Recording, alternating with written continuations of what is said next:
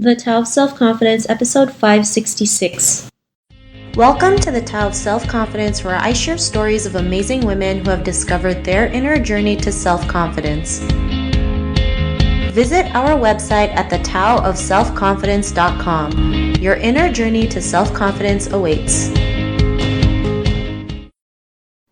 Well, hello friend. Welcome to the Tao of Self-Confidence, where I share stories of amazing women who have discovered their inner journey to self-confidence. I'm your host today, Sheena Yap Chan, and today I have a phenomenal lady on the show today. She is the founder of Tanaya's Table, and I'm really excited to have her on and share her story with us today on self-confidence. So without further ado, I'm going to introduce you to Tanaya Ghosh. Tanaya, how are you today? Maybe you can fill in a little bit more about yourself to our listeners.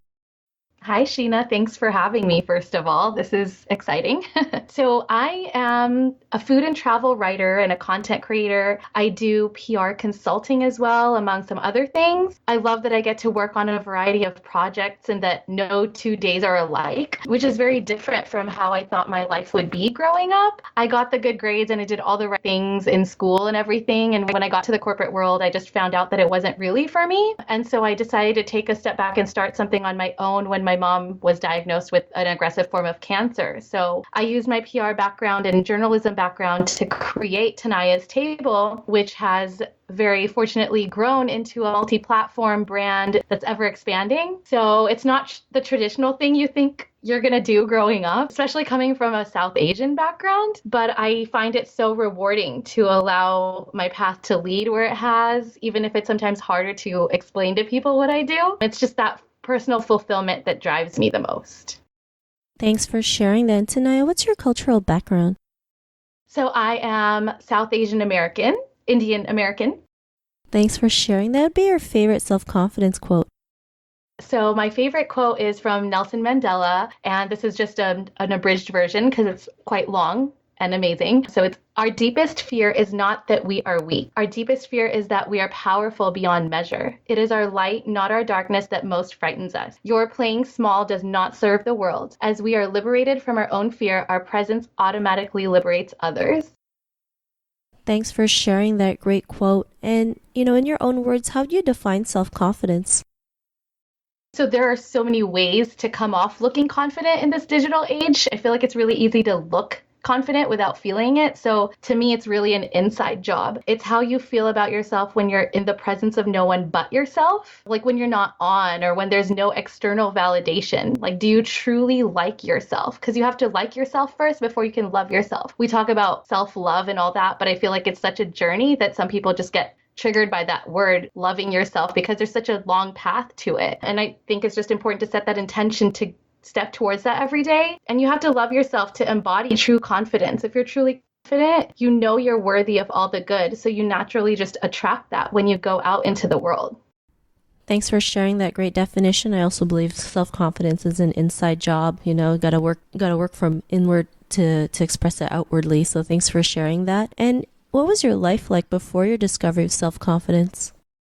So coming from a culture where people-pleasing was often rewarded, especially being female, I grew up, and even into my mid-20s, subconsciously trying to chase perfectionism according to everyone else's definition of what perfect meant or what being a good girl meant, So I came to realize, though, that what my culture and environment viewed as perfect was never truly who I was. So I realized that from an early age, I started to feel shame for being myself. Like I would speak my truth and that would come easily to me, even when I was really, really young, like 2 or 3 years old, but it made others uncomfortable. So I learned to suppress that part of me, that very real, authentic and intuitive part of me. And I started to overcompensate because I felt bad about who I was by people pleasing as a means of self-preservation to gain acceptance. But it came at a cost. I did all the right things and, I was an overall good person and I got my master's and all these things that people see as like achievement. But at the end of the day,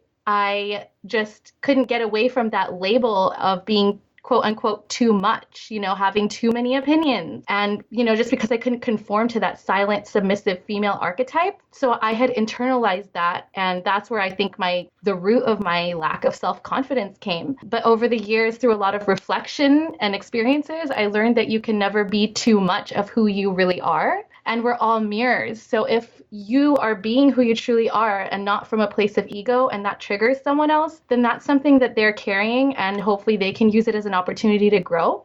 But I shouldn't have to compromise my truth to make someone else comfortable in their baggage, and neither should anyone else.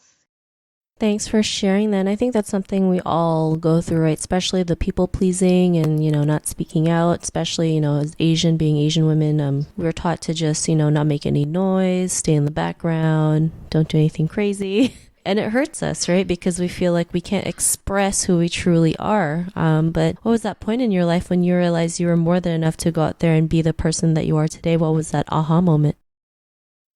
So I think it was kind of a journey. So I'm really big on inner work. I'm like an inner work nerd now. So over time, I've gotten more self-aware about my own thoughts and feelings. So I think like one day I was featured on a news segment or something like that. And then I had people telling me how great I was on camera, that I had quote unquote made it, that kind of thing. But I had like a quiet moment to myself, and I caught myself thinking, like, why do I still feel like I'm not enough? Why do I feel so different from what everyone else is telling me that I am? So I think that was my actual aha moment, was like just even realizing that I had a real self-confidence problem, because sometimes you start to drink the Kool-Aid, like whatever you're coming off to the world and not really listening to who you are and how you're feeling on the inside. So there's still moments where I catch myself being self-critical, seeing where I'm lacking, but a lot of that did change for me through belief work and working on my thought patterns and just understanding the root of where these patterns came from. And I think we all have them. So it's a matter of getting to that. And then I think another aha moment was when I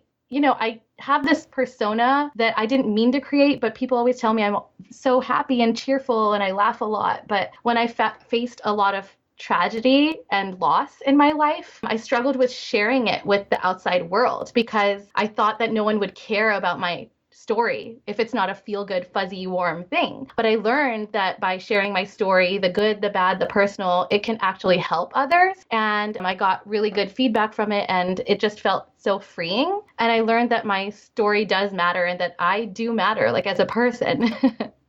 Thanks for sharing that. And, we all seem to think like we can just show our good side right now, like realizing like when we're just vulnerable and show our true feelings, if we're feeling sad or mad, if we're going through something, people can actually relate more to that, because maybe it's something they're going through, and they feel a lot better when there's someone out there just sharing who they are, right? And what they're going through. And yeah, everyone's story matters. I know most of us think, who's going to listen to me? No one's going to, I don't have a story, but we all have one, right? And it's our story that really, connects us with the world. So I'm glad you were able to realize that. And because of that, what's your life been like now?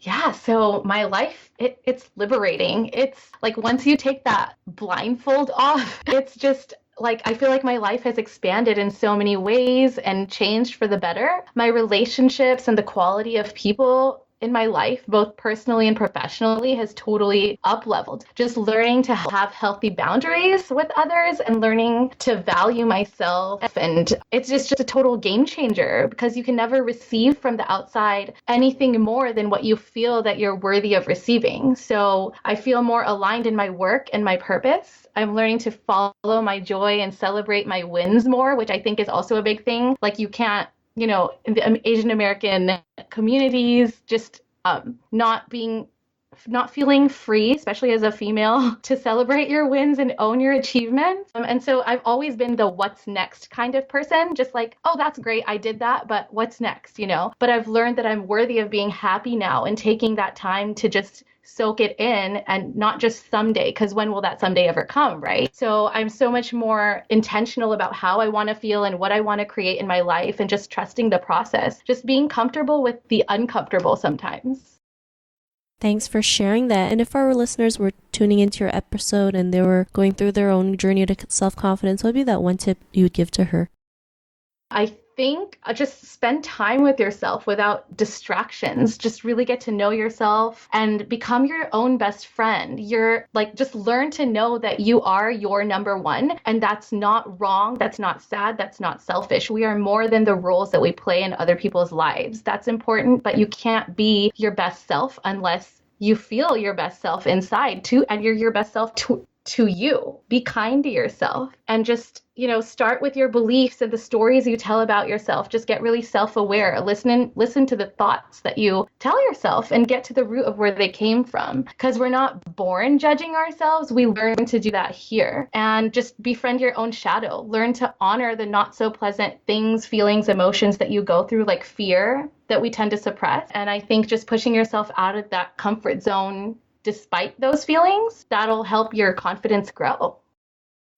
Thanks for sharing those great tips. And if our listeners wanted to get to know a little bit more about you and what you do or check out some of your work, is there any links or social media profiles we can connect with?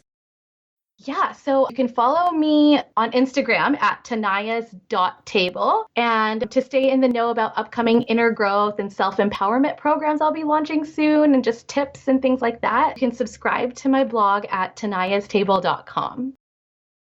Thanks for sharing that. And to our listeners, if you want to connect with Tanaya, you can also head on over to the taoselfconfidence.com and search for Tanaya's name. Her show notes will pop up along with everything else that we talked about. And I just really want to thank Tanaya for taking the time to share her story and tips with us on self-confidence. So thank you so much, Tanaya. Thank you, Sheena. I love what you do, and I think it's so important. So thank you. It's been an honor. Not a problem. It was really great having you on the show. And to our listeners, be on the lookout for another new episode of another amazing woman's journey to self-confidence, and we'll talk to you soon. Bye for now. Thank you for tuning in to another amazing episode of the Tao of Self-Confidence. Get your free self-talk tape for building self-confidence by visiting our website at thetaoofselfconfidence.com. Your inner journey to self-confidence awaits.